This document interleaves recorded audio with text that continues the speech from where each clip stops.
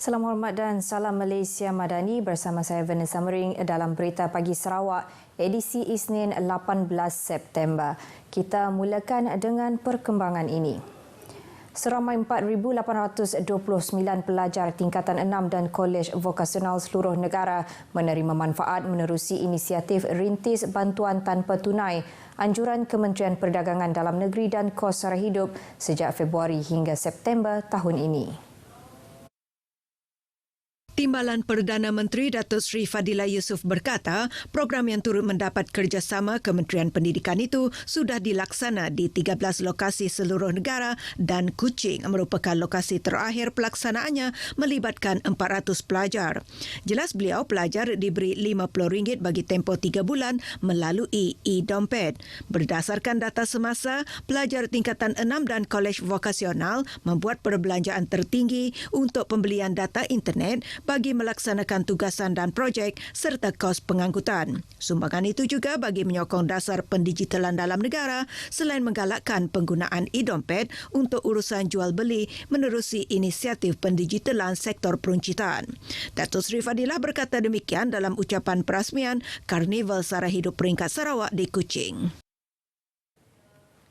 Peruntukan tambahan lebih RM1 bilion dari Kerajaan Persekutuan bagi membangunkan sempadan Sabah dan Sarawak adalah langkah tepat berikutan pemindahan ibu kota Indonesia ke Nusantara di Kalimantan Timur. Timbalan Premier Datuk Amar Awang Tengah Ali Hassan berkata beberapa tempat sudah disenaraikan untuk diberi keutamaan. Beliau memberikan contoh kawasan di sempadan Bak Kelalan, Long Midang dan keperluan meningkatkan kemudahan kompleks imigresen, kastam, kuarantin dan keselamatan ICQS Terbedu Entikong. Pertamanya, memanglah dari segi aspek keselamatan itu. Keduanya ialah untuk kita nak melancarkan lagi, nak mempertingkatkan lagi. Dari segi pembangunan di kawasan sempadan. Dan ketiganya ialah untuk kita nak melicinkan lagi dari segi border trade itu di antara Sarawak dengan Indonesia. Datuk Amar Awang Tengah berharap peruntukan tambahan dapat diberikan pada masa akan datang untuk menaik taraf membina dan membangunkan infrastruktur keselamatan di kawasan sempadan. Beliau berkata demikian kepada pemberita selepas merasmikan Pesta Simunjan di Simunjan. Perdana Menteri Datuk Seri Anwar Ibrahim semasa berucap pada sambutan Hari Malaysia Peringkat Kebangsaan di Stadium Perpaduan Kuching Sabtu lepas mengumumkan peruntukan tambahan pembangunan kawasan sempadan dengan dana lebih RM1 bilion. Sementara itu, berucap merasmikan Pesta Simunjan, Datuk Amar Awang Tengah Ali Hassan memberitahu pembinaan anjung usahawan di daerah Simunjan akan dilaksanakan tahun hadapan. Beliau yang juga Menteri Perdagangan Antarabangsa, Industri dan Pelaburan berkata projek tersebut telah diluluskan dalam rancangan Malaysia ke-12. Beliau turut memaklumkan kementeriannya bercadang membangunkan industri kotej di daerah Simunjan selain beberapa kemudahan seperti Dewan Serbaguna, kedai mini dan medan selera. Semuanya akan dilaksana secara berperingkat. Kita juga berusaha untuk menyediakan lagi premis-premis untuk kita berniaga. Seperti yang saya sebutkan tadi di Simunjan. Dan selain daripada itu, kita juga meningkatkan kemahiran kita, membantu bagaimana cara untuk kita memperluaskan lagi pasaran produk-produk kita. Katanya lagi, daerah Simunjan mempunyai pelbagai tarikan dan hasil pertanian seperti beras biris yang perlu dikembangkan sekaligus meningkatkan ekonomi penduduk setempat. Kementerian Perdagangan Dalam Negeri dan Kos Sara Hidup KPDN melalui program Jualan Rahmah diharap terus menawarkan beras pada harga yang lebih murah. Ahli Parlimen Miri Chiu Chun Man berpendapat langkah itu dilihat dapat meringankan beban pengguna susulan kenaikan harga beras import. Beliau juga berharap melalui program Jualan Rahmah sebahagian besar subsidi dapat dialih untuk subsidi beras. Dan kalau ini boleh dibuat, dan mungkin setiap minggu kita boleh ada Jualan Rahmah sekali untuk beras at least. Beliau ditemui pemerintah pada program Konvoi Madani sempena Hari Malaysia di Miri baru-baru ini. Chiu juga menyatakan hasrat untuk berjumpa dengan kementerian berkaitan sama ada di peringkat Persekutuan dan Negeri untuk sama-sama mencari pendekatan dalam membangunkan industri penanaman padi dan pengeluaran makanan di Sarawak. Ia bagi mengurangkan kebergantungan terhadap makanan import. Pembinaan jalan Nanga Medamit ke Pulau Brunei yang tersenarai dalam projek Sarawak Sabah Link Road kini dalam peringkat penilaian tender. Perkara itu dimaklumkan Ahli Dewan Undangan Negeri Batu Danau Paulus Palugumbang.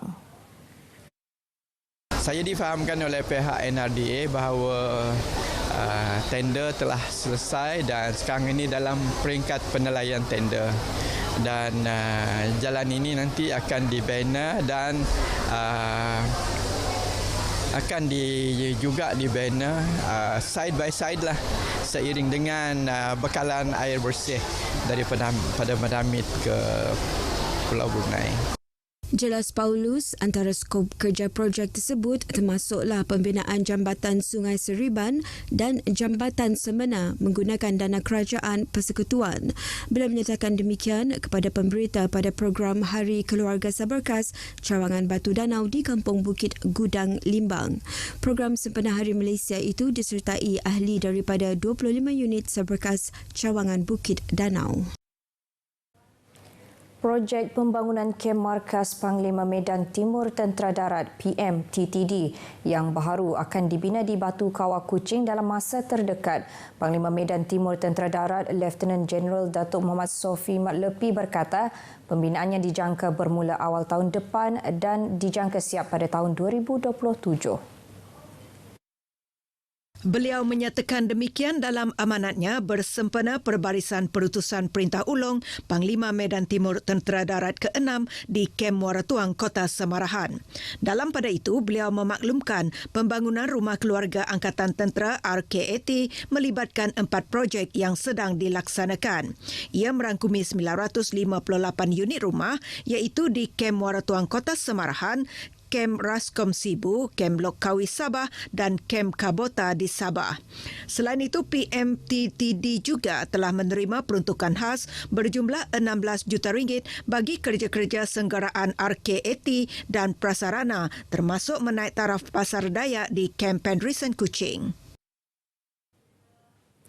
Karnival Sibu Jaya 2023 yang bermula semalam sehingga 8 Oktober ini diyakini mampu memperkenalkan Sibu Jaya kepada masyarakat luar. Pengerusi Majlis Luar Bandar Sibu, Sempurai Petrus Ngelai percaya pelbagai acara yang telah disusun atur sepanjang karnival tersebut bakal menarik kehadiran ramai pengunjung. Pada tahun ini kita amat merasa bertuah sekali kerana Karnival Sibu Jaya ini telah diadakan pada tarikh yang amat bersejarah sekali kepada kita semua, iaitu pada 16 September 2023, iaitu Hari Malaysia. Beliau berkata demikian semasa berucap merasmikan Karnival Sibu Jaya di Sibu. Program malam tadi dimulakan dengan peringkat saringan Ratu Etnik Sibu Jaya. Acara lain sepanjang karnival termasuklah Sibu Jaya Mini Marathon, konsert Sibu Jaya dan Festa Air. Festa Air atau Festival ala Songkran Thailand dijangka mendapat sambutan ramai berdasarkan penganjuran tahun lepas, berjaya menarik kira-kira 5,000 pengunjung. Program Rakan Muda Bumi Plugging Aid Community peringkat bahagian Bintulu berjaya menarik lebih 80 orang peserta terlibat dengan aktiviti berjalan meredah hutan sambil mengutip sampah. Program diadakan di Taman Tumbina Bintulu semalam melibatkan laluan hampir 3 kilometer. Pegawai Belia dan Sukan Bahagian Bintulu, Kigen Satong berkata program tersebut diadakan dengan kerjasama Kelab Belia Sungai Kakus. Ia sebahagian usaha pejabat Belia dan Sukan menerapkan budaya hidup sihat dan aktif dalam komuniti. Pada masa sama, program itu juga bertujuan meningkatkan kesedaran orang ramai tentang kepentingan memelihara alam sekitar. Pemergian Adun Jepak Datuk Talib Zulpilip memberi kesan kepada Lembaga Amanah Kebajikan Islam Bintulu LAKIB. Apatah lagi, Allahyarham adalah pengerusi LAKIB. Menurut Setiausaha Lakib Latif Upit, pertemuan terakhir bersama bekas menteri di Jabatan Ketua Menteri itu adalah pada Isnin lepas semasa keberangkatan tiba yang di Pertuan Agong ke Bintulu tempoh hari. Mana-mana rakyat yang di Bintulu, Abi Datuk kata kita perlu bantu. Ini dapat dicerminkan daripada kalau kita dapat lihat sekiranya ada kebakaran termasuk di Rumah Panjang, ada bantuan-bantuan yang melibatkan orang yang memerlukan. Ianya melampaui daripada soal agama dan bangsa. Allahyarham juga banyak membantu Lakib dari segi sumber kewangan terutama semasa Perintah Kawalan Pergerakan COVID-19 beberapa tahun yang lalu selain banyak melakukan kerja-kerja amal kebajikan di kawasan Bintulu. Bahkan dia satu masa dia beritahu saya cukup dana kah? Cukup tidak kos untuk membayari barang-barang keperluan untuk disumbang. Jadi beliau sendiri yang menampungkan urusan-urusan sumbangan yang diperlukan. Mudah-mudahan hikmat bakti beliau, jasa beliau dalam membantu masyarakat menerusi Lakib menjadi diterima sebagai ibadah Allah SWT, dan sama-sama kita berdoalah mudah-mudahan roh beliau, Allahyarham Haji Abdul Haji Talib Zulkifli dirahmati Allah dan dihimpunkan bersama-sama para solihin. Allahyarham Datuk Talib meninggal dunia Jumaat lalu di Pusat Perubatan Nomah di Kuching akibat beberapa komplikasi kesihatan. Allahyarham pernah memegang pelbagai jawatan dari Menteri Muda dan Menteri Penuh dalam beberapa portfolio dalam Kabinet Sarawak. Berita itu tadi mengakhiri Berita Pagi Sarawak edisi Isnin 18 September. Seterusnya ikuti Selamat Pagi Malaysia selepas ini bersama Ismail dan Raja Sofia. Salam Malaysia Madani.